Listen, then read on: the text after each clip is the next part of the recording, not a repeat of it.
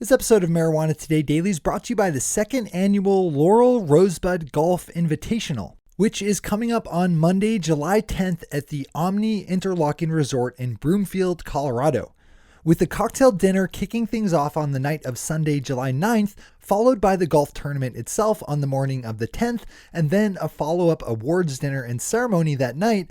This very cool event will be packed with opportunities to meet and mingle with some of the best people in Colorado's legal marijuana industry. Invest in yourself and your legal marijuana business by signing up today as a player and as a corporate sponsor. To learn more about the second annual Laurel Rosebud Golf Invitational and to register, just open up Facebook and search for the term Rosebud Golf Invitational. We also have a link up on our website at mjtodaydaily.com and on our Twitter account at mjtodaydaily. Good morning, Marijuana Nation. It's Friday, June 9th, 2017, and you're tuned in to episode 265 of Marijuana Today Daily. I'm your host, Shay Gunther, and I'll be walking you through today's marijuana news and headlines. As always, we have a full and busy day of cannabis news in our hands, so let's jump right into it. Our top story of the day is the news that Colorado Governor John Hickenlooper signed two marijuana-related bills into law yesterday, with one imposing a statewide limit of 12 homegrown plants per household, or 24 if you register with state and local officials, with the other signed measure allocating $6 million in marijuana tax revenue to support law enforcement efforts cracking down on illegal marijuana cultivation. The governor said he hoped both bills would help cut down on illicit market diversion, saying, quote, "The whole point of legalizing marijuana is so you don't continue to have a black market," unquote. The previous statewide limit was 99 plants, though many towns and cities like Denver imposed lower limits. The Cannabis is reporting that one Denver area cannabis lawyer said earlier this week that he would file an injunction against the state to fight any attempts at lowering the home grow count. We'll report back if anything develops here. Rhode Island state lawmakers are introducing a bill that would roll out more progressive cannabis laws under a scheme they're calling Incremental Legalization, which would ease the state into adult use legalization by syncing up its own reform efforts to the changes being implemented in neighboring Massachusetts. State Senator Joshua Miller and Representative Scott Slater have introduced their plan as a set of amendments that would first legalize the possession of marijuana without any kind of commercial market. Instead, a 6-person commission would be set up to study and report back on the issue of taxing and regulating commercial sales, with that report due back on January 1st, 2018. This is another one we'll be tracking and we'll hit back on later if the measure ends up going anywhere. Our final top story of the day brings us down to Florida, where it looks like the state legislature has gotten their act together enough to be on the verge of passing legislation expanding their medical marijuana system, as mandated by voters in the fall. That's the good news. The bad news is that it looks like they will be banning the smoking of medical marijuana by patients. With today being the last day of Florida's special legislative session, we'll report back on whatever they end up passing when we return with the news on Monday. Those are our top stories for today. It's time for Marijuana Today Daily Headlines Blitz. Before we blitz out on headlines, let's quickly thank our sponsor, the second annual Laurel Rosebud Golf Invitational, which is coming up on Monday, July 10th at the Omni Interlochen Resort in Broomfield, Colorado. This is a great event to attend if you're into the legal marijuana industry and golf and good food and former NFL football players, because both Eugene Monroe and Ricky Williams will be there swinging the old irons. If you're in the industry or are aspiring to be, or if you have a legal marijuana business that could benefit from reaching some of the best cannabis people in Colorado, then you should open up Facebook and search for the term Rosebud Golf Invitational to find links to sign up as a player and as a sponsor. You can also swing over to our website at mjtodaydaily.com and our Twitter account at mjtodaydaily, where you can find links to everything. All right, time for the Blitz. Keeping our eye on Florida, we have a concerning addition to the proposed medical marijuana legislation set to go up for a vote by state legislatures during today's last day of special lawmaking.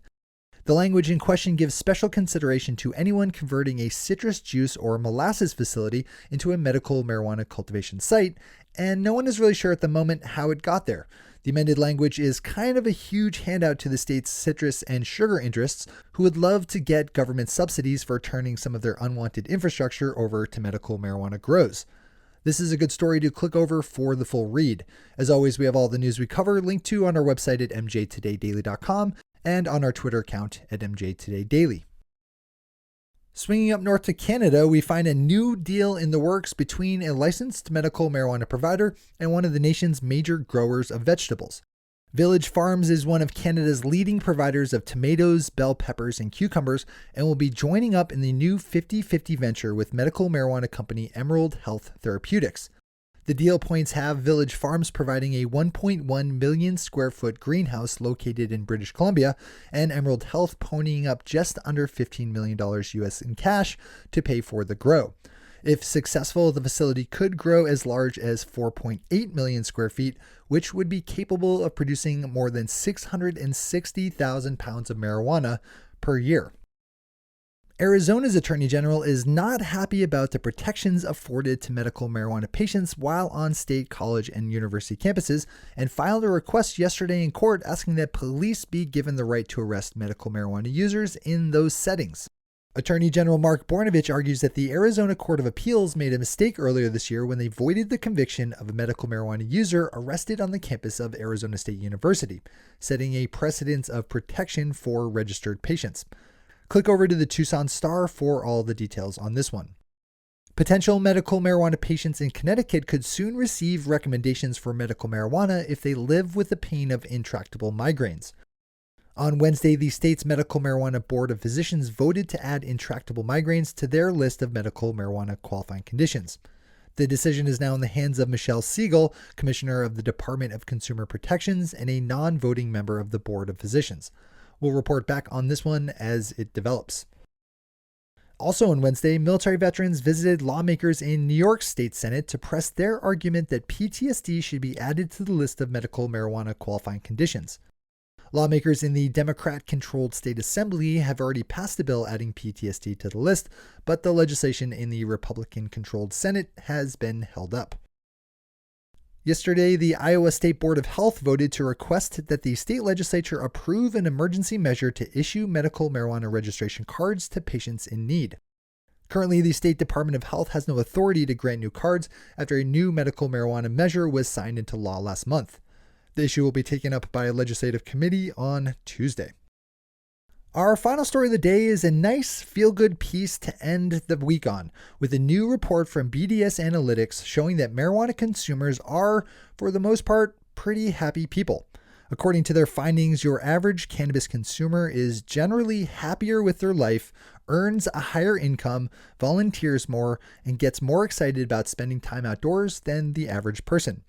I can't speak to most of those items, but I do know that our demographics show that our listeners, aka you, tend to be higher earning and more educated than the average person, so I'm not surprised at all to hear that you're also happier with your lives.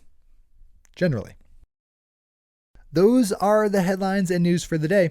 I'll be back with you again Monday morning with another information-packed episode of Marijuana Today Daily. But in the meantime, if you have any stories to share or feedback to give, zip us an email to headlines@mjtodaydaily.com. And while you're clicking around the interwebs, swing over to our Twitter account at mjtodaydaily and visit our website at mjtodaydaily.com to find links to all the news we cover. Before we wrap for the weekend, I just want to take a quick moment and let you know about another industry podcast that I produce called Marijuana Today. I know a lot of you already know about that and tune in to the weekly show, which I started with my friend Chris Lotlicker over 3 years ago. That show features a host and a rotating cast of regulars who take an hour or so each week and dive deeply into the most important stories in our world. If you like marijuana news enough to listen to this show, you'll most likely dig what we're doing with Marijuana Today. To find that podcast, you can search iTunes for the term marijuana or just open up mjtodaypodcast.com. That's mjtodaypodcast.com. Thanks to our sponsor, the Laurel Rosebud Golf Invitational, and to all of our awesome patron listeners for the support that makes this show possible. To join the illustrious ranks of the patron listeners yourself, swing over to our website at mjtodaydaily.com and click on that big blue button at the top of the page that says Become a Patron. I'm your host, Shay Gunther. Thanks for tuning in, starting your day with Marijuana Today.